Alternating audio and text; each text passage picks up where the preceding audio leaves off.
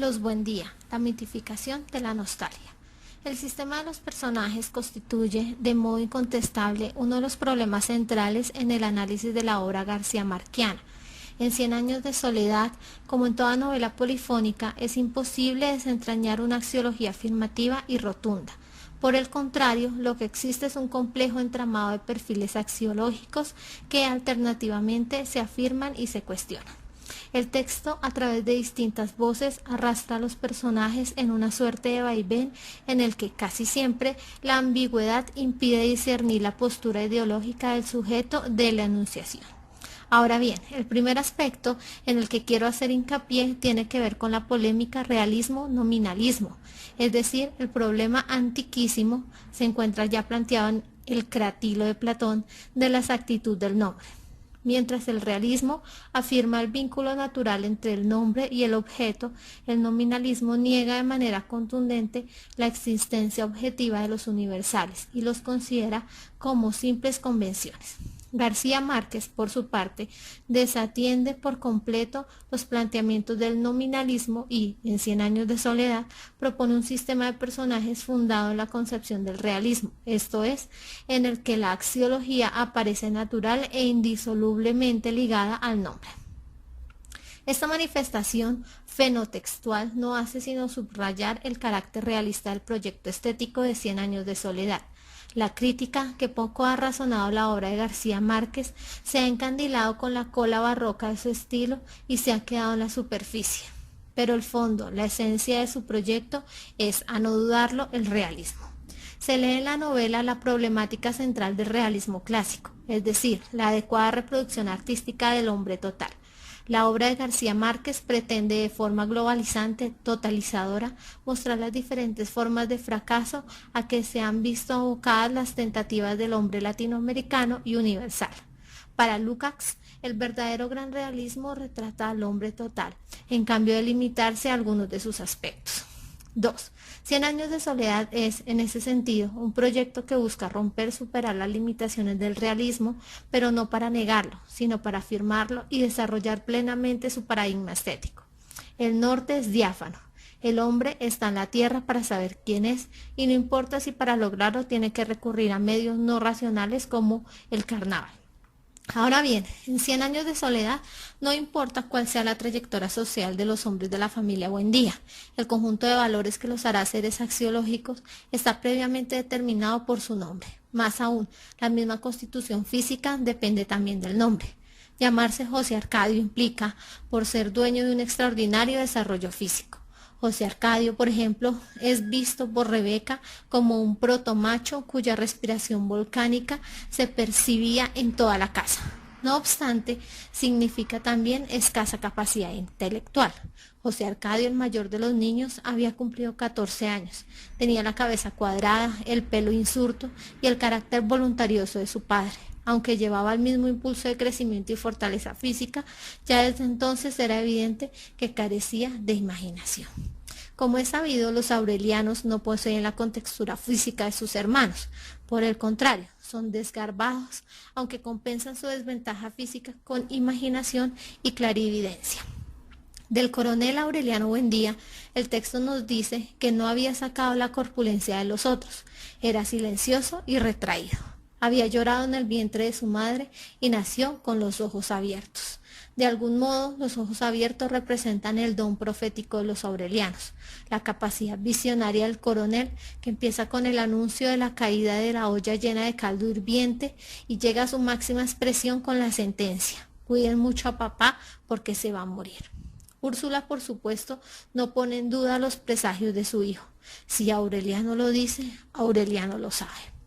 Aunque la novela posee en realidad un héroe colectivo, los Buendía, el coronel Aureliano Buendía puede considerarse, junto con Úrsula, su madre, el héroe central de la novela. Es en efecto un personaje híbrido construido a partir de la figura histórica del general Rafael Uribe Uribe y el talante del patricio liberal Nicolás Marqués Iguarán, abuelo del escritor. Como todos los Buendía, está incapacitado para el amor y por ende condenado a la soledad. En el coronel, sin embargo, se encarna el proyecto moderno de la Ilustración. Por razones éticas, o si se quiere, por orgullo, el coronel Aureliano Buendía abraza la causa liberal y promueve 32 guerras fallidas contra el régimen conservador. El coronel, si aceptamos la hipótesis según la cual la novela es un Bildungsroman, es decir, una novela de formación, abandonaría su ideario al darse cuenta de la imposibilidad de alcanzar valores auténticos en un mundo reificado. Llegaría en términos de Lukács a una suerte de madurez viril, un estado de lucidez perfectamente compatible con su condición de visionario, que le permitiría caer en la cuenta de que la única diferencia entre liberales y conservadores era el horario en que asistían a la misa. Otra clave para adentrarnos en el análisis de los personajes masculinos nos la proporciona el mismo autor en una declaración. Los José Arcadios prolongan la estirpe, pero no los aurelianos, con una sola excepción, la de José Arcadio II y Aureliano II, probablemente porque siendo gemelos exactamente iguales, fueron confundidos en la infancia. Los personajes masculinos están condenados por su nombre, a una determinada apariencia física y a una específica axiología. Cuerpos y comportamientos se repiten en un periplo que va del primero al último de la estirpe. José Arcadio, el fundador, y el Aureliano con la cola de cerdo son los únicos que condensan las dos vertientes. En otras palabras, José Arcadio Buendía abre una especie de círculo axiológico que se cierra con el último Buendía. La fuerza del fundador se evidencia en su enfrentamiento con Prudencio Aguilar. La lanza de José Arcadio Buendía arrojada con la fuerza de un toro. Lo atravesó la garganta. Y luego con Apolinar Moscote. José Arcadio Buendía no supo en qué momento se le subió a las manos la fuerza juvenil con que derribaba a un caballo. Sin embargo, el primer Buendía era dueño también de una desaforada imaginación, que iba siempre más lejos que el ingenio de la naturaleza y aún más allá del milagro y la magia. Es decir, en José Arcadio Buendía se conjugaban la imaginación y la fuerza. Lo propio sucede con el último de la estirpe, que era un Buendía de los grandes, macizo y voluntarioso como los José Arcadios, con los ojos abiertos y clarividentes de los aurelianos. Lo anterior permite sacar ya algunas conclusiones. Primero, si la constitución física y axiológica de los personajes está previamente determinada por el nombre, tenemos entonces, además del fundamento realista que ya hemos anotado, un problema de fatalismo. Es decir, todo sucede por ineludible determinación del destino. Ahora bien, si los mismos nombres se repiten de una generación a otra, quiere decir también que padres, hijos y abuelos están atados al mismo conjunto de valores que orienta sus acciones en el mundo. ¿Significa esto acaso ausencia de progreso?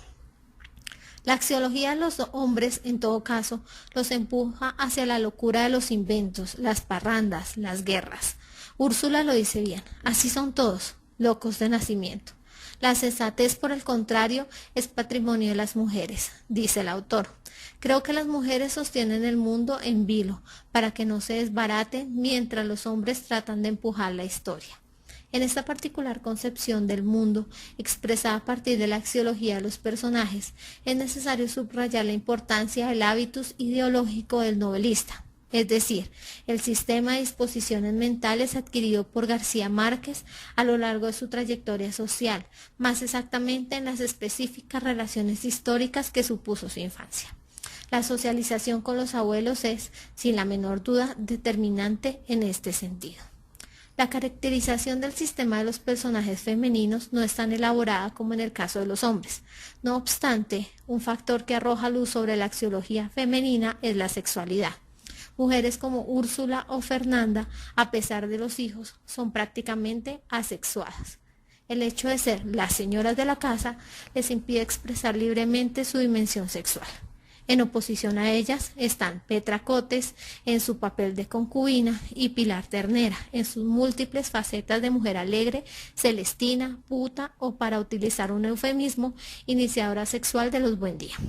Fernanda ilustra la situación al calificar a Petra Cotes como una desdichada a quien bastaba con verle las nalgas, bueno, ya estaba dicho, a quien bastaba con verle menear las nalgas de potranca para adivinar que era todo lo contrario de ella, que era una dama en el palacio o o en la pocilga, en la mesa o en la cama, una dama de nación, temerosa de Dios, obediente de sus leyes y sumisa a sus designios, y con quien no podía ser, por supuesto, las maromas y vagabundinas que hacía con la otra.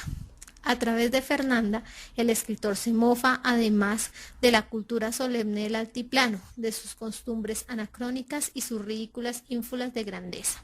Imagínese, ni más faltaba, con la hija única y bien amada de doña Renata Argorde y don Fernando del Carpio, y sobre todo de este, por supuesto, un santo varón, un cristiano de los grandes, caballero de la Orden del Santo Sepulcro, de esos que reciben directamente de Dios el privilegio de conservarse intactos en la tumba, con la piel tersa como raso de novia y los ojos vivos y diáfanos como esmeraldas.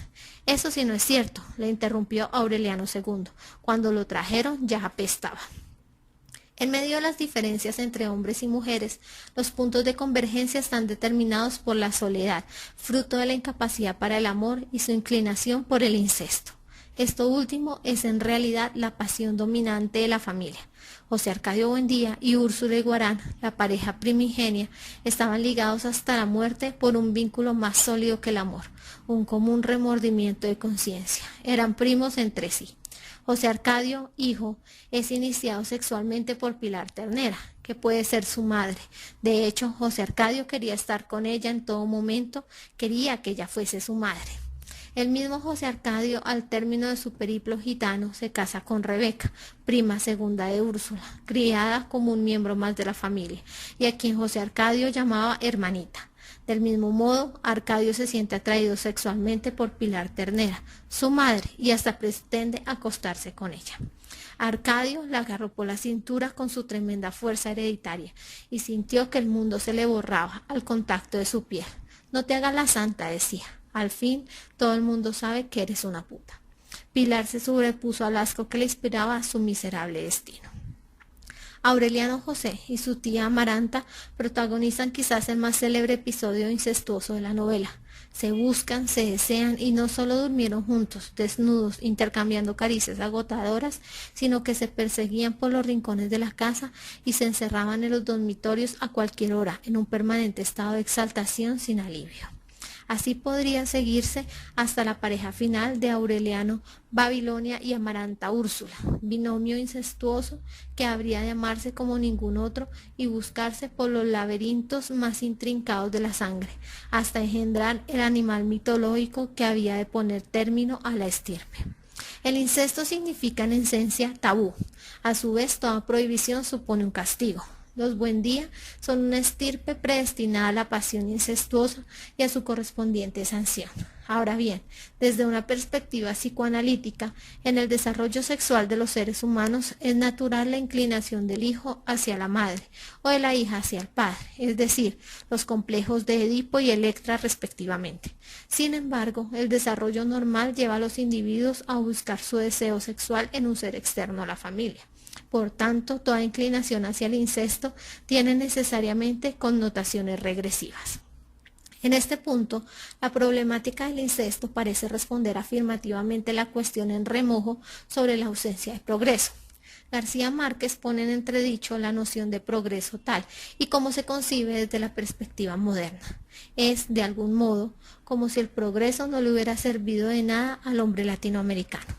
100 años de soledad exhala un aire premoderno que es un envite al pasado, a algo anterior. Aspecto comprensible si tenemos presente que en el entramado polifónico de la novela, la voz dominante no es la del telegrafista, sino la del coronel Nicolás Márquez, patricio liberal que añoraba los tiempos en que no había llegado a Aracataca la hojarasca de los emergentes.